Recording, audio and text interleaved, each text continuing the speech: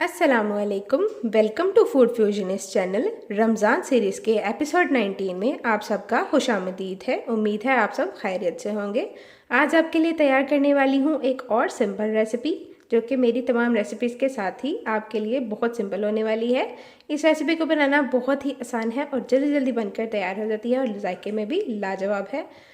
तो आज आपके लिए तैयार करने वाली हूँ चाइनीज़ पकोड़े, बिल्कुल सादे अज्जा के साथ और लाजवाब बनकर तैयार होंगे।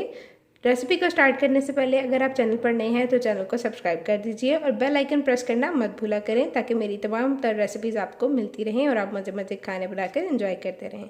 तो यहाँ शुरू करते हैं हमारे अज्जा के साथ। तो हमारे अज्जा में मैंने यहाँ पर लिए हैं 3 पाव आलू अच्छी क्वालिटी के हैं, 1 अदद मीडियम साइज़ का प्याज लिया है, 2 अदद अंडे लिए हैं, 2 चम्मच नमक, आधा चम्मच काली मिर्च और आधा चम्मच सुरख मिर्च ली है। अब सबसे पहले हमने यहाँ पर आलूओं को छिलके उतार कर कद्दूकस कर लेना है और प्याज को चॉप कर लेना है। इसमें एक और बहुत अहम अज्जा है जो अभी शामिल होना है, तो वीडियो का एंड तक लाजमी देखेगा ताकि आपकी रेसिपी भी परफेक्ट बनकर तैयार हो जाए। तो जी यहाँ पर अंडे मैंने तोड़कर रख लिए हैं और प्याज और आलू मैंने ग्रेट कर लिए हैं।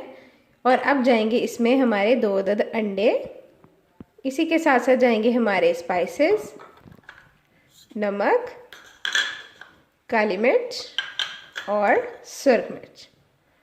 अब यहाँ पे जो सबसे मेन इंग्रेडिएंट है हमारी रेसिपी का, उसे हम शामिल करने वाले हैं। अब यहाँ पर मैंने 1 कटोरी भरकर मैदा लिया है, इसे हम इसमें शामिल कर देंगे कुछ इस तरह से और इसे अच्छे से हमने मिक्स कर लेना है। यहाँ पर नमक मिर्च मसाले आप अपनी मर्ज़ी से कम ज़्यादा कर सकते हैं। इसके अलावा मैदे को जब हमने मिक्स करना है उसके बाद की कंसिस्टेंसी मैं आपको दिखाऊंगी, और अगर ज़रूरत महसूस हुई तो थोड़ा सा और इसमें शामिल कर लेंगे और इसका अच्छा सा मिक्सचर बनाकर साइड पे रख लेना है। कोई भी किसी किस्म का पानी इस्तेमाल नहीं करना, क्योंकि आलू पहले से ही पानी छोड़ देते हैं, तो इसलिए पानी गलती से भी इस्तेमाल मत कीजिएगा। यहाँ पर हमारे मिक्सचर हो गया है बिल्कुल रेडी। इसको सेट करने के लिए 1 टेबलस्पून मैंने और शामिल कर दिया था इसमें, और यहाँ पे इसकी कंसिस्टेंसी कुछ इस तरह से है कि ये इस तरह से बनकर तैयार हो जाएगा और बिल्कुल भी टूटेगा नहीं। अब इसे 15 मिनट के लिए हमने ढाँप कर छोड़ देना है और दूसरी तरफ हमने कढ़ाई में तेल को डालकर गर्म कर लेना है। तो जी कढ़ाई में तेल हमारा अच्छे से गर्म होना शुरू हो गया है और दूसरी तरफ 15 मिनट बाद हमारा मिक्सचर कुछ इस तरह से नज़र आएगा। इसमें जो आलूओं का पानी है वो ऊपर ऊपर आ गया है। फिक्र की बात नहीं, इसे अपने दोबारा से अच्छे से मिक्स कर लेना है और पकौड़े बना बनाकर इसमें डालने शुरू कर देने हैं। तो चलिए दिखाते हैं आपको किस तरह से करना है। बिल्कुल इस तरह से हमने पकौड़ों को पकने के लिए डाल देना है। फ्लेम को हमने हाई टू मीडियम पर सेट रखना है ताकि ये अंदर से भी अच्छे से कुक हो जाए और बहुत ही जायकेदार बन जाए। हाई फ्लेम पर बिल्कुल मत रख दीजिएगा, इस तरह ये बाहर से क्रिस्पी हो जाएगा और अंदर से कच्चा रह जाएगा।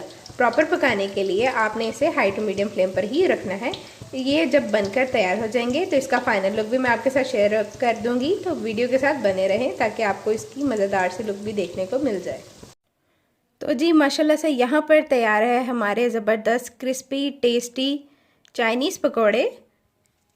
और इसकी लुक आपके सामने है और क्रिस्प भी आप आवाज़ से अंदाज़ा कर सकते हैं। और ये देखें अंदर से भी बिल्कुल पके हुए हैं। बहुत ही लाजवाब और जायकेदार रेसिपी है, एक दफ़ा ज़रूर ट्राई कीजिएगा। रेसिपी पसंद आए तो लाइक शेयर सब्सक्राइब करना मत भूला करें।